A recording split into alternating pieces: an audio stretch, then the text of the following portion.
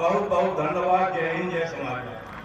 अब मैं एक बार आपसे आवाज दूंगा कि आप जोरदार नारा लगाएं और उसके बाद माननीय राष्ट्रीय अध्यक्ष जी से आमंत्रित करूंगा कि आकर के हम लोगों का मार्गदर्शन करें। आशीर्वाद दें।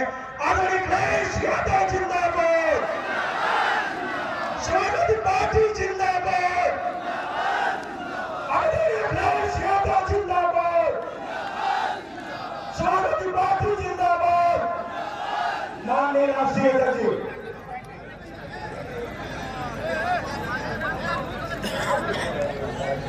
लोग आए हैं। समाजवादी पार्टी के प्रत्याशी सीमा जयवीर सिंह जी,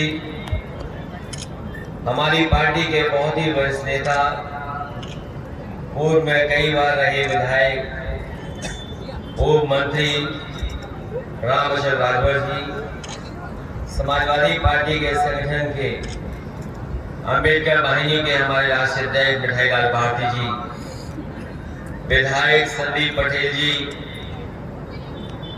समाजवादी पार्टी के हमारे प्रदेश के अध्यक्ष रामायण सिंह पटेल जी,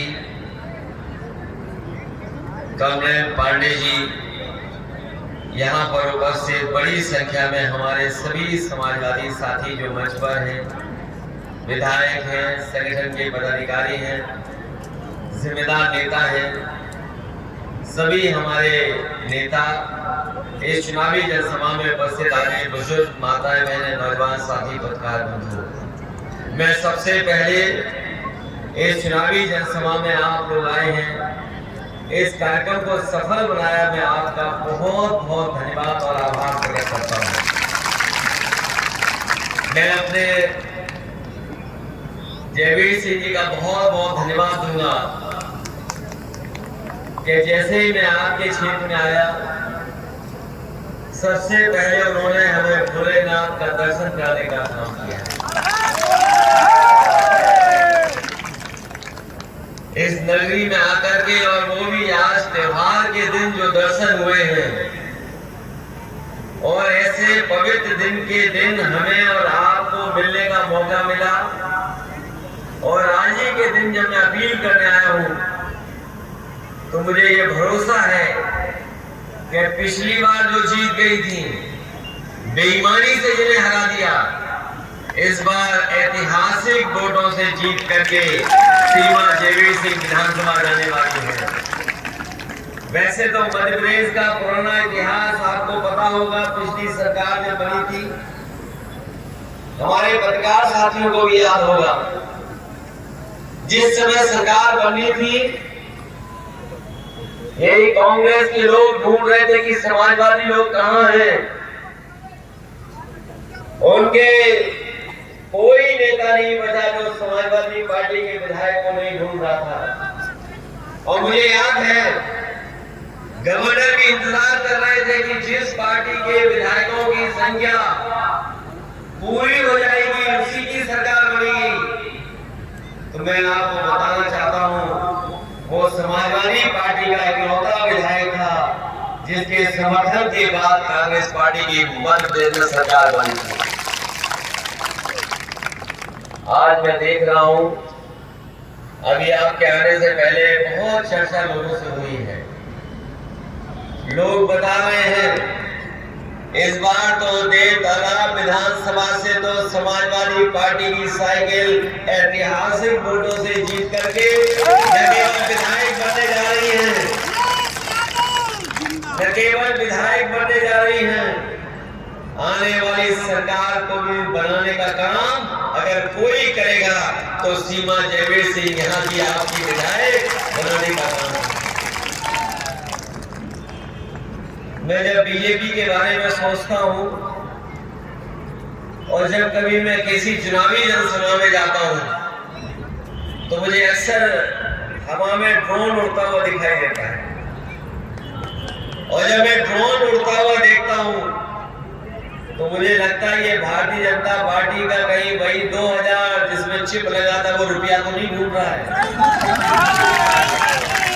याद है कि नहीं याद है? यही बीजेपी के लोग ये कहते थे कि ये 2000 रुपए वो हैं कि जिसमें एक चिप लगाया है, अगर आपने कहीं छिपा लिया तो ये ड्रोन आएगा दिल्ली से, वो ढूंढ लेगा और आपका 2000 रुपया पकड़ा जाएगा। बताओ, ये फैलाया था बीजेपी की ने नहीं फैलाया था? केवल देश की नहीं, ये दुनिया की पहली सरकार है जिसने रुपया छापे और रुपया अपने आप बंद कर दिया। बताओ, कहीं दूसरा उदाहरण हो तो हमें बता दो। इनके झूठ बोलने की सीमा तो कैसी है? 15,000 रुपए, 15 लाख भूल तो नहीं किया आप लोग? 10 साल हो गए, कब कहा था कि 15 लाख आएंगे? आज भी 15 लाख गरीब ढूंढ रहा, 15 लाख नहीं मिले। ये वही लोग हैं जिन्होंने नोटबंदी की थी, याद है कि नहीं याद है? और नोटबंदी में जो कहा था कि भ्रष्टाचार खत्म हो जाएगा, बेईमानी खत्म हो जाएगी। बताओ आप लोग, क्या नहर के मामले में बेईमानी खत्म हो गई? अभी हमारे साथी बता रहे थे, कोई नहर न जाने कितने वर्षों से बन रही है, मोदी केनाल बन रही है, बनती रहेगी। जब तक आप उन्हें जिताते रहोगे तब तक बनती रहेगी। आप हरा दो, आपकी केनाल बन जाएगी, आपका विधायक बन जाएगा तो केनाल नहीं बन जाएगी। पता नहीं उसी पैसे से तो चुनाव नहीं लड़ रहे, कहीं ऐसा तो नहीं है विधानसभा में सबसे ऊपर बैठते हो और मोदी केनाल का पता ही ना हो उन्हें कि कहां पर बन रही है। हमें याद है समाजवादी लोगों ने जो काम किए वो उदाहरण बने देश में। मुझे याद है, हमारे साथियों को भी पता होगा कि समाजवादी लोगों ने ऐसे ऐसे काम किए जो देश के लिए उदाहरण बने। देश की सबसे बेहतरीन सड़क अगर किसी ने बनाई तो समाजवादियों ने बनाई। और यही बीजेपी के प्रधानमंत्री, जब इन्हें किसी सड़क पर हवाई जहाज उतारना था तो इनकी कहीं ऐसी सड़क नहीं थी जहां पर उतार पाते। समाजवादियों की बनाई हुई सड़क नहीं हवाई जहाज उतारा था। बताओ, देश में है कहीं उदाहरण जहां हवाई जहाज उतर जाए सड़क पर? समाजवादियों ने बना दी। यहाँ तो कितने सालों से बीजेपी की सरकार है, सुना है लगभग 20 साल से सरकार है। इनसे 20 साल का हिसाब किताब तो लेना ही है। लेकिन बताओ, दिल्ली की सरकार 10 साल से है, 10 मिला लो 20 में तो बताओ 30 साल से लोग सरकार में है। बताओ, हमारे गरीबों का और गांव में रहने वाले लोगों का कितना भाग्य बदला है। क्या हमारा गरीब अमीर हो गया क्या? अभी कुछ दिन पहले एक बहुत बड़े 5 सितारा होटल में प्रधानमंत्री जी कह रहे थे कि जब से बीजेपी की सरकार आई है देश में 13 करोड़ गरीब लोगों को गरीबी रेखा से बाहर निकाल दिया। अगर 13 करोड़ गरीबी रेखा से बाहर लोग निकले हैं तो 8 करोड़ की लगभग आबादी है मध्य प्रदेश की। 1 करोड़ तो लोग निकले होंगे गरीबी रेखा से बाहर, और अगर 1 करोड़ निकले होंगे वहां से गरीबी रेखा से बाहर मध्य प्रदेश में, तो कम से कम इस विधानसभा के जितने लोग यहाँ बैठे हैं ये गरीबी रेखा से बाहर निकल आए होंगे। बताओ, आप लोग गरीबी रेखा से बाहर आ गए? बताइए, प्रधानमंत्री कह रहे हैं, बीजेपी के लोग कह रहे हैं 13 करोड़ गरीबी रेखा से बाहर। जो लोग ये दावा कर रहे हैं 13 करोड़ लोग गरीबी रेखा से बाहर निकले हैं, उन्हें आज हमारे गरीबों को खाना पीने का इंतजाम करना पड़ रहा है, राशन देना पड़ता है।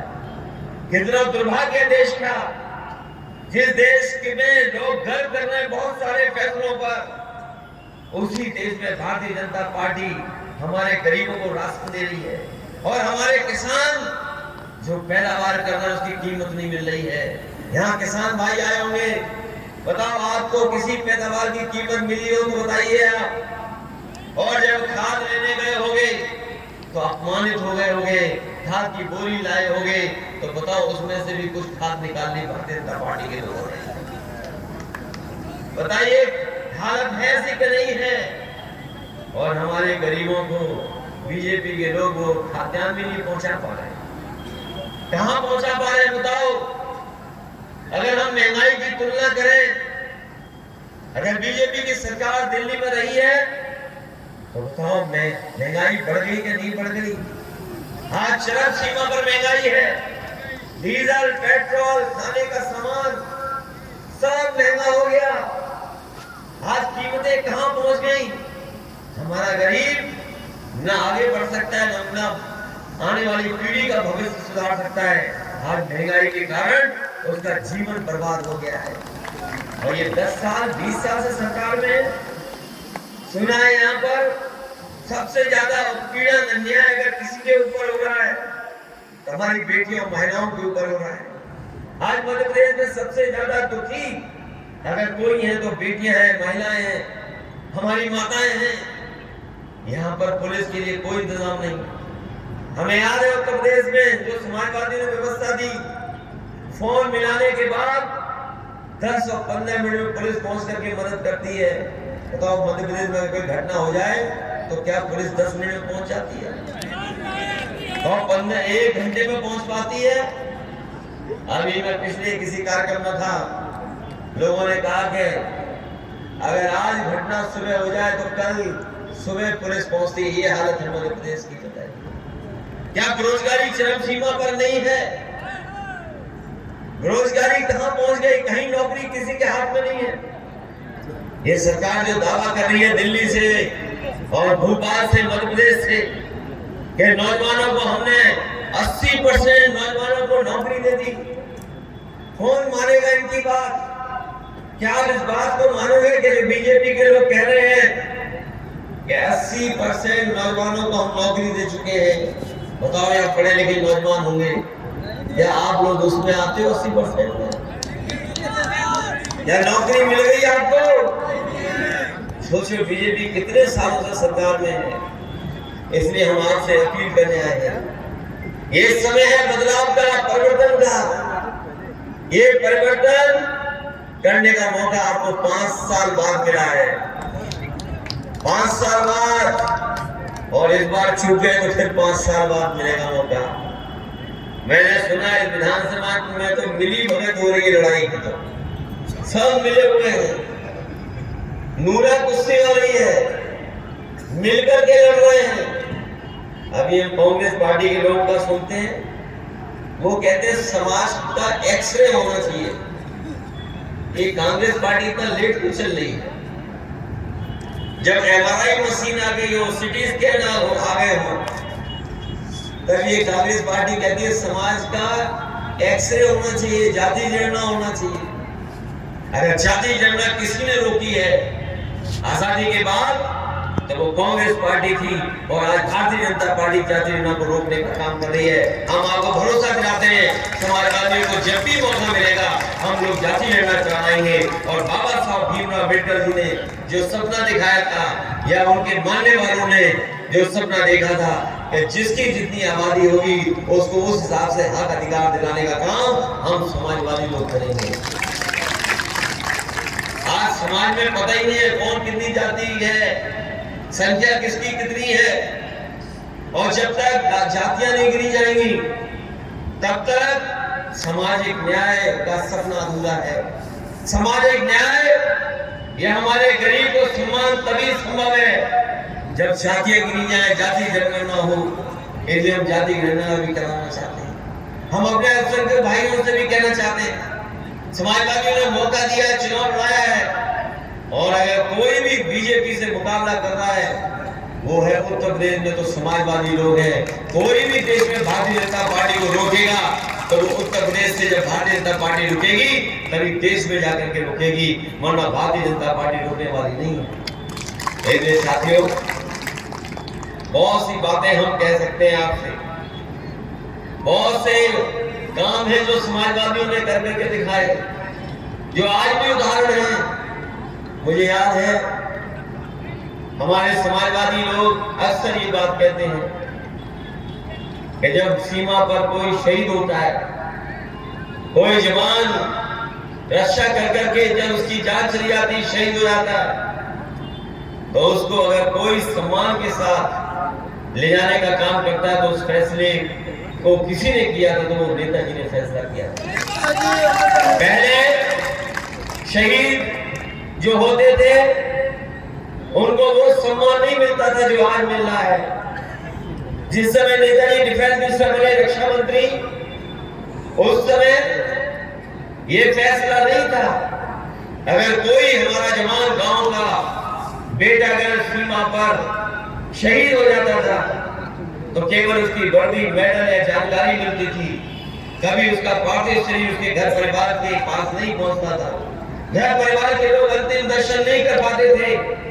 अगर वो फैसला किसी ने लिया, वो नेताजी ने और समाजवादियों ने लिया, उसका परिणाम ये है कि आज जवान किसी भी सीमा पर शहीद होता है तो पूरे सम्मान के साथ उसके घर परिवार के बीच में ले जाने का काम अगर सरकार करती है। उस फैसले को किसी ने जमीन पर उतारा तो वो समाजवादी पार्टी और नेताजी, जिसकी वजह से आज भी जवानों को सम्मान मिलता है। मुझे खुशी है कि ये परिवार भी वो है जो इलाहाबाद में बिना जाति धर्म भेदभाव के लोगों को पहुंचा करके सम्मान दिलाने का काम करता है। हजारों हजार लोगों को यहाँ से 12,000 से ज्यादा परिवारों को, लोगों को यहाँ से सोचिए संगम तक ले जाने का काम अगर कोई कर रहा है तो यही प्रत्याशी और यही प्रत्याशी के पति है जो लगातार जनता की सेवा में लगे।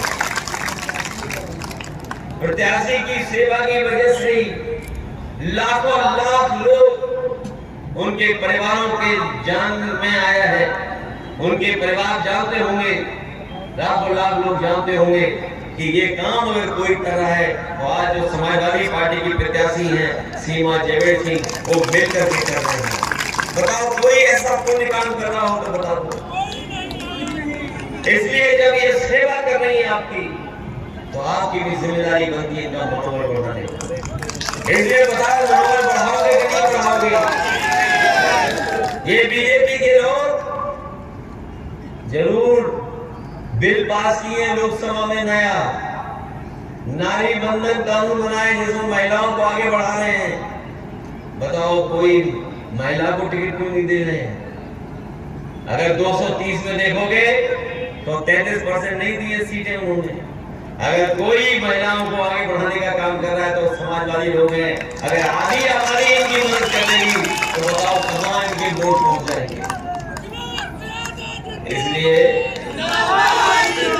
मैं अभी देख रहा था कि अभी समाजवादी लोगों का परिचय भी हो रहा था, वो आपके क्षेत्र में भी घूम रहे हैं। देश का जो आखिरी चुनाव हुआ था आपके पड़ोस में हुआ था, आखिरी चुनाव जो विधानसभा का हुआ आसपास कहीं हुआ तो उत्तर प्रदेश में हुआ था। मऊ में जेल में हमारे विधायक सुधाकर सिंह, ये लग रहा है कि वो योगी मुख्यमंत्री जी, उप मुख्यमंत्री, मंत्री, दर्जनों मंत्री पड़े हुए थे, जो कुछ कर सकते थे सब किया। लेकिन जनता का आशीर्वाद अगर किसी को मिला था तो यही सुधाकर सिंह जी मिले थे, जिन्हें लगभग 50,000 से के लगभग जिताने का जनता ने काम किया। बताओ एक बीजेपी 50,000 ही वोट से हारी है। अगर किसी ने हराया था तो यही सुधाकर सिंह जी और समाजवादी पार्टी ने मिलकर के हराया था। ये तो 25 साल से यहाँ पर बैठे हैं, 25 साल हो गए लगता है।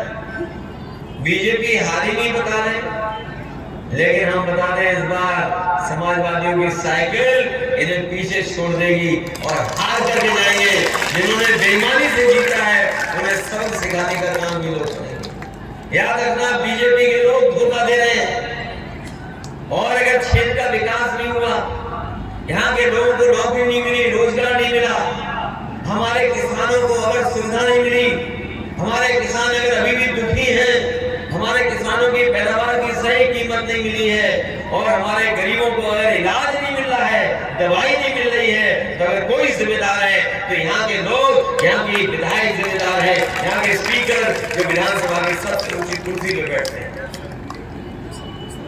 सोचिए आप, सांप के काटने का इंजेक्शन भी नहीं मौजूद करा पाई सरकार। ये तो सामान्य है कि हर अस्पताल में सांप काटने का इंजेक्शन होना चाहिए।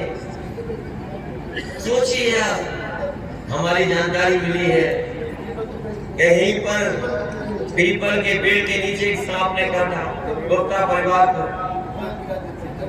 सोचिए आप, आज के समय पर अगर सांप के काटने से हम अपने गरीब को किसी को नहीं बचा पा रहे तो ये देश विश्व गुरु कैसे बन जाएगा? जो लोग विश्व गुरु देखने का सपना दिखा रहे हैं वो बताओ, सांप के काटने की दवा नहीं उनके पास। और हमारे साइंटिस्ट सोचिए चांद तक पहुंच जा रहे हैं, वो बीजेपी की वजह से नहीं पहुंच रहे हैं। साइंटिस्ट अपनी काबिलियत अपनी मेहनत से ये काम कर रहे हैं और ये विश्व गुरु बनाना चाहते हैं, कभी योग कराना चाहते हैं, लेकिन सांप अगर काट दे तो उसकी इनके पास दवाई नहीं है। मैं जानता हूं, मुझे जानकारी मिली है कि जहां देश प्रदेश के लोग आते हैं इस भोलेनाथ जी के दर्शन करने, वहां भी हमारे व्यापारी को उजाड़ने की तैयारी है। कुछों को तो उजाड़ दिया है और कुछों को उजाड़ने जा रहे हैं। हमें लगता है इस बार भोलेनाथ जी का इलाज करेंगे। ये साथियों, मदद करना, हम लोग बहुत दूर दूर से आए हैं लोग और आपसे निवेदन अपील करने आए हैं कि इस बार समाजवादी पार्टी की प्रत्याशी सीमा जयवीर सिंह को अच्छे वोटों से जिताना। बताओ जिताओगे कि नहीं जिताओगे आप लोग? केवल नहीं बल्कि हमारे और भी समाजवादी पार्टी के प्रत्याशी हैं, प्रीति वर्मा हैं, मनगांव के से हमारे चुनाव लड़ रही हैं, इनकी भी मदद करना। आप देवतर से हमारे दिनेश शुक्ला जी लड़ रहे हैं, इनकी मदद करना। गुरु के प्रत्याशी अमरीश पटेल जी हैं, इनकी मदद करना। और कहीं भी कांग्रेस ने ऐसे प्रत्याशी नहीं लड़ाए जिनके सारे ये वोट लेना चाहते हैं। अगर कोई समाजवादी पार्टी का लड़ रहा है तो हमारे नूर मोहम्मद साहब लड़ रहे हैं, मौजूद से प्रत्याशी, इनकी भी मदद करने का काम करना। अब्दुल वफाती हैं जो रीवा से लड़ रहे हैं, इनकी भी मदद करना। मुझे याद है कि एक बार समाजवादियों ने कई विधायक जीते थे और इस बार तो खाता अगर कहीं से खुलने जा रहा है तो यहीं से खुलने जा रहा है, इसी विधानसभा से खुलने जा रहा है। और इसलिए खुलने जा रहा है क्योंकि हमने जीते हुए प्रत्याशी को चुनाव लड़ाने का काम किया है। जो पहले जीत गई थी उन्हें गणित में हरा दिया, लेकिन इस बार इन्हें ये जीत करके जाएंगे। बताओ आप लोग जिताओगे कि नहीं जिताओगे? केवल आप लोग जहां जहां से आए हैं वहां समझा देंगे आप तो अच्छे वोटों से ये लोग जीत जाएंगे। मुझे पूरा भरोसा है जहां आप इनकी मदद करेंगे वही समाजवादी पार्टी के जहां इस विधानसभा में आप इनकी मदद करेंगे, सीमा जी की मदद करेंगे, वहीं और समाजवादी पार्टी के प्रत्याशी लड़ रहे हैं उनकी भी मदद करना, उनका भी सहयोग करना।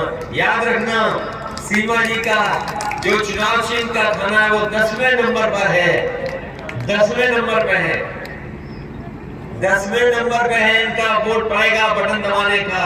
इसलिए 10वां नंबर याद रखना और इन्हें अच्छे वोटों से जिता करके इन्हें विधानसभा में पहुंचा देना। हम आपको भरोसा दिलाते हैं जिस तरह आपने सहयोग किया, हम समाजवादी पार्टी के लोग इनके साथ हमेशा खड़े रहेंगे। और समाजवादी विचारधारा के अलावा हमारे गरीब और किसानों को कोई आगे खुशहाली के रास्ते पर नहीं ले जा सकता है। इसलिए समाजवादियों की मदद करो। डॉक्टर भीमराव अम्बेडकर जी ने जो सपना दिखाया है उस सपने को पूरा करने के लिए समाजवादी पार्टी के चुनाव साइकिल पर मदद करना। डॉक्टर लोहिया जी ने जो हम लोगों को सिद्धांत दिया उस सिद्धांत से ही हमारी खुशहाली आ सकती है। इन्हीं शब्दों के साथ आप सबका बहुत बहुत धन्यवाद देता हूँ। साथ ही में हमारे लक्ष्मण तिवारी जी पूर्व विधायक हैं, यही इसी क्षेत्र के बगल से विधायक थे और अभी बगल में लड़ रहे चुनाव। मैं सबसे पहले अगर किसी के लिए अपील करने आया था तो हमारे लक्ष्मण तिवारी जी के लिए अपील करने आया